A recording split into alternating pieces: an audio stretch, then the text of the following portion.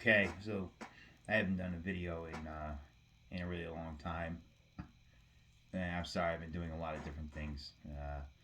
A lot of people have left some comments, and nobody's fighting with each other, and that's cool. And a lot of people really like that Martin Eric Clapton video. Wish I had more to go along that vibe, but I come across so many things. I mean, I tried I posted the Martin DC35E, which is in my collection, which is one of my favorites. But either which way, you know, it's a little difficult to figure out what kind of videos you're gonna love. But at the same time, that's not really why I'm here. I really don't have interest in that. I want you to get the information, and since I've said 100 times, I do buy and sell a lot. I had a couple. I've had a couple come and go since my last video. I had a Heritage H530. Uh, I should have done a video on that, but it sold so fast. I mean, I didn't even change the strings on it. I picked it up and it sold in, I want to say, 90 minutes from when I put it online. So yeah, I bought it, put it online, sold in 90 minutes for asking price. So that was cool. But I have done a lot, including what I have here, and I've got a lot of interesting things coming up that I'm going to try and get back to. I have been checking out a lot of things that people are talking about. I have Sire guitars.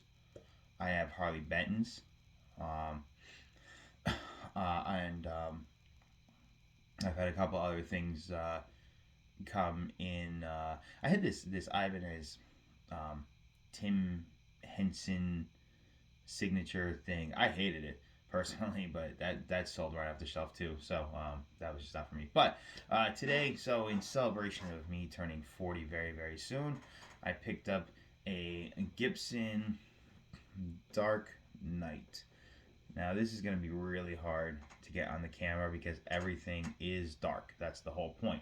Dark abalone, dark fretboard, this trans black quilted maple top, all the black hardware. I hope I can get the neck in because this is just a cool feature in my opinion. I hope this comes through decently. But the neck is this just really cool black gray, tiny bit purplish flame going on in there. I bought this and I was going to sell it for a profit. Uh, but since I'm not going to sell it, I'll tell you what I paid for it. I bought this for $2,200. I have seen them sell easily for 32, easily for 32, some as high as 38. So as you can see, I ran out and got it, and being that I was going to flip it, but I can't let it go because just like in the Trogley episode, at the end he was like just trying to say like, I can't explain why it's that good, it just is. And that really is what he's right. Like I didn't expect it to be so much of what I wanted in a guitar, especially in a Les Paul. I have Les Pauls.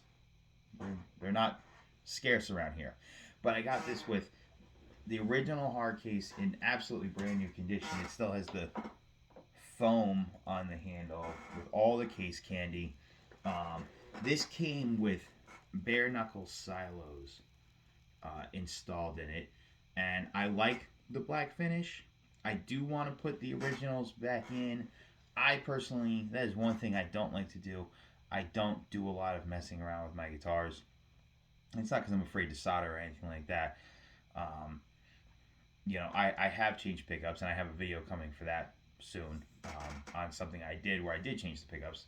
But the bare knuckles, do sound great. But I really would like to hear the original Gibsons in it, which I have in this bare knuckle box. So we'll see. But for right now, it has bare knuckles. It's in absolutely mint condition.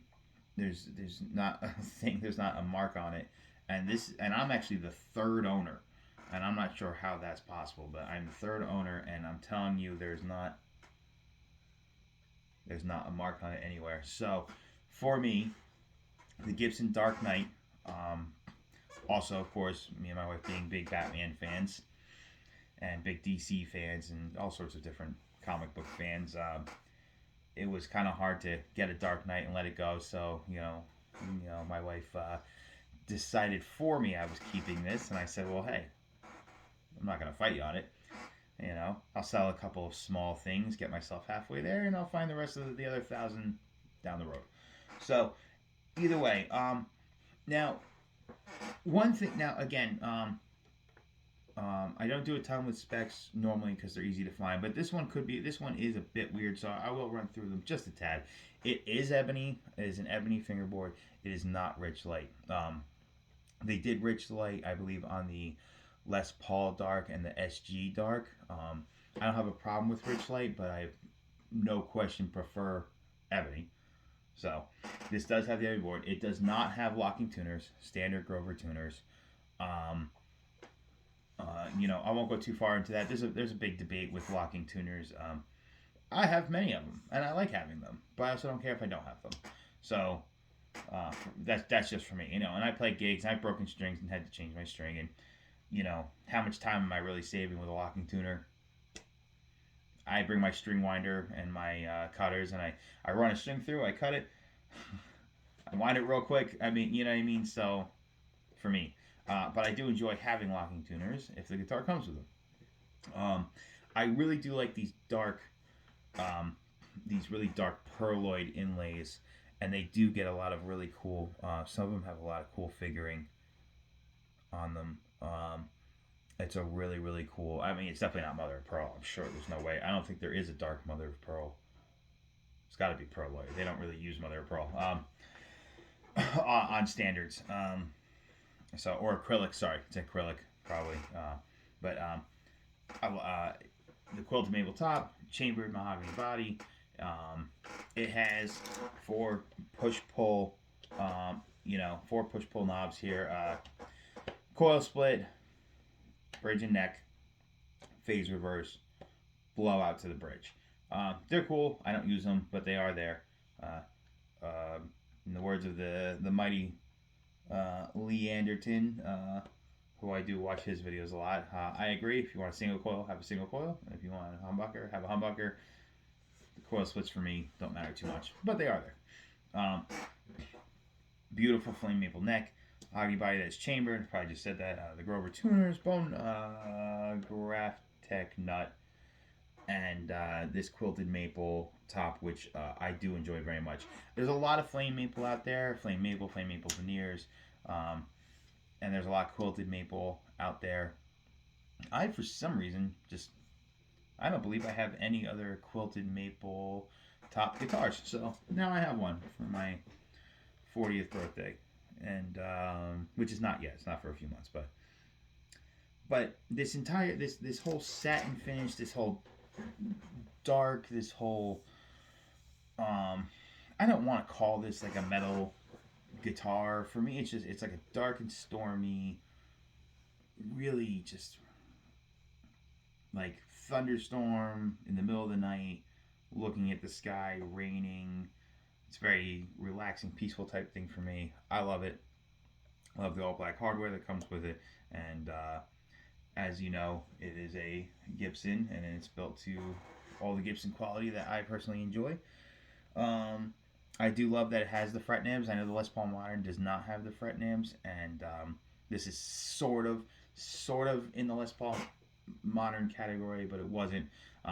Has the fret nibs. I'm a big fan of them. I wish every guitar company ever did that, because when the fret sprout, if fret sprout occurs, you just really don't tend to notice it very much. So I've never even noticed it on a single Gibson that I've ever had.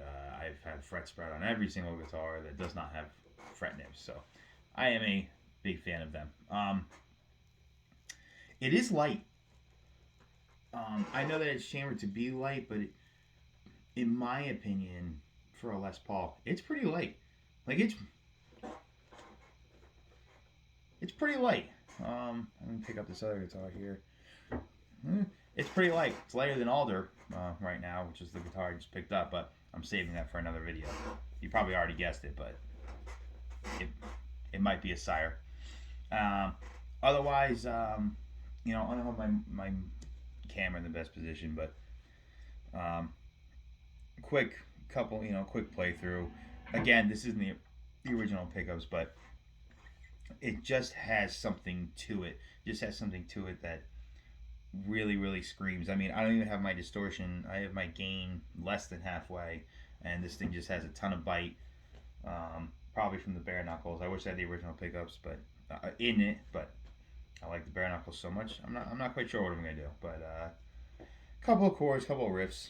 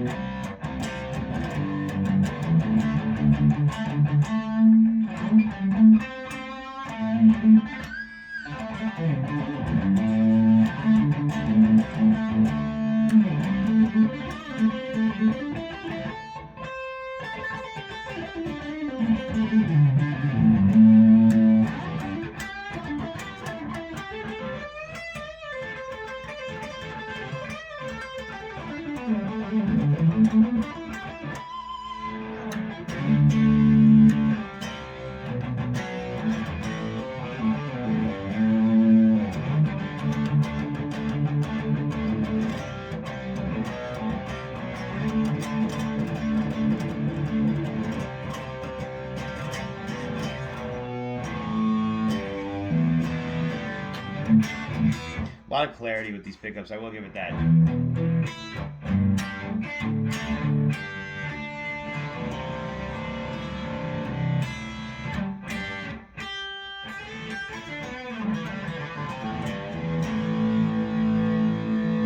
I doubt you'll hear the push pulls, but this is the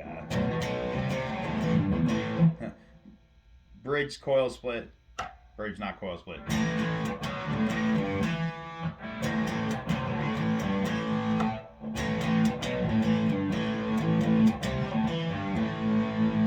Barely, neck.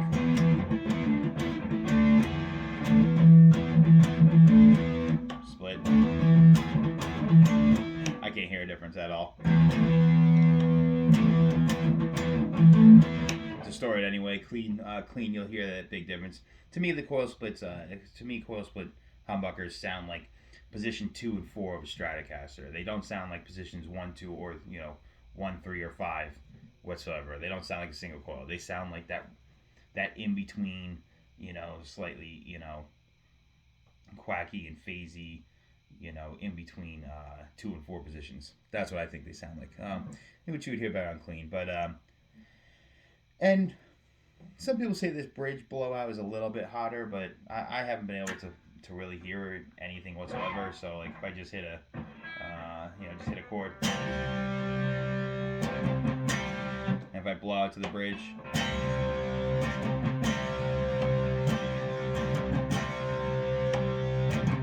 a little bit, either way. But again, I don't normally play with these knobs very much. I like my guitars just to be the way that they are and make do with them and let them stay original.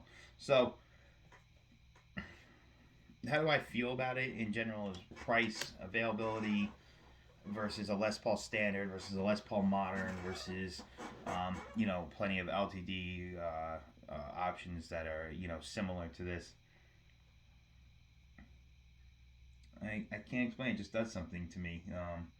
It just feels that great. Maybe because I'm a Gibson guy, just like Drogley's a Gibson guy, and it's you get to have a Gibson that is sort of spec like some of the these LTD, like especially like an LTD. Like I've seen a lot of different ESP LTDs in this fashion, single cut EMGs, active pickups, which I don't care for.